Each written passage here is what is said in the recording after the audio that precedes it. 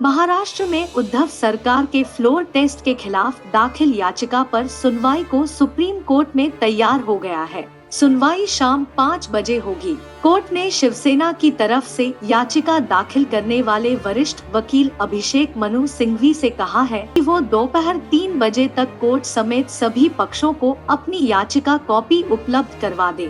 एकनाथ शिंदे के नेतृत्व में शिवसेना के 39 विधायकों के सरकार से अलग होने के बाद यह माना जा रहा है कि उद्धव ठाकरे के नेतृत्व वाली महाविकास आघाड़ी की सरकार अल्पमत में है।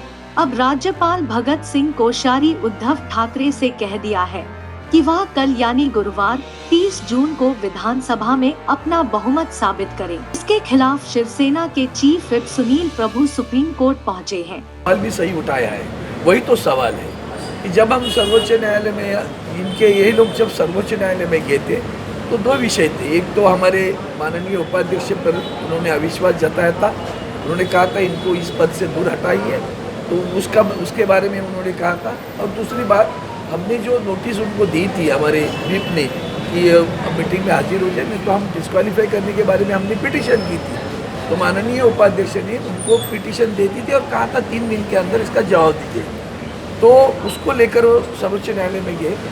सर्वोच्च न्यायालय का शुरुआत तो ऐसी थी कि भाई आप हाईकोर्ट में क्यों नहीं गए, उच्च न्यायालय में क्यों नहीं गए। लेकिन वहाँ उसके बाद में बहस हुई। बहस में हमारे आदरणीय सब एक याद बात दिलाता हूँ कि हमारे राज्यसभा के सभापति आदरणीय उपराष्ट्रपति वेंकैया नायडू जी ने एक जो शरद यादव जी की केस थी, वो तो हमारे हाउस के बाहर की बात थी, राज्यसभा में कुछ नहीं हुआ था।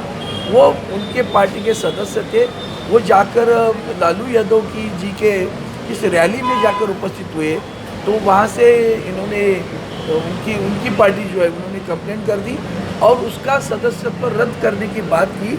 तो माननीय वेंकैया नायडू जी ने बाहर के इस विषय को लेकर उनका सदस्यता रद्द की थी। ये मसला है ना सही। तो इसका मतलब उपाध्यक्ष जी का, उपसभापति का, सभापति के निर्णय को सर्वोच्च न्यायालय ने मान्यता दी। इसके बावजूद ये बात जब ये आई तो सर्वोच्च न्यायालय ने कहा कि ठीक है, इनको समय कम दिया है, आप समय दीजिए 11 जुलाई तक। तो हमारे वकील साहब ने उनसे पूछा कि अगर दरमियान कोई कुछ बात कदम उठाता है, अगर ये कहेंगे फ्लोर टेस्ट करो तो फिर क्या करेंगे। तो माननीय सर्वोच्च न्यायालय ने कहा था आप दोबारा, हमने दरवाजे बंद, हमारे दरवाजे खुले, आप आ सकते हैं। अब वही तो बात थी और आप दुनिया को समझ में आ रही कि इसके पीछे बीजेपी कैसी थी। अभी इतने जल्दबाजी में जो राज्यपाल हमारे माननीय राज्यपाल जी के पास इस सरकार ने 12 विधान परिषद के सदस्यों के नाम देकर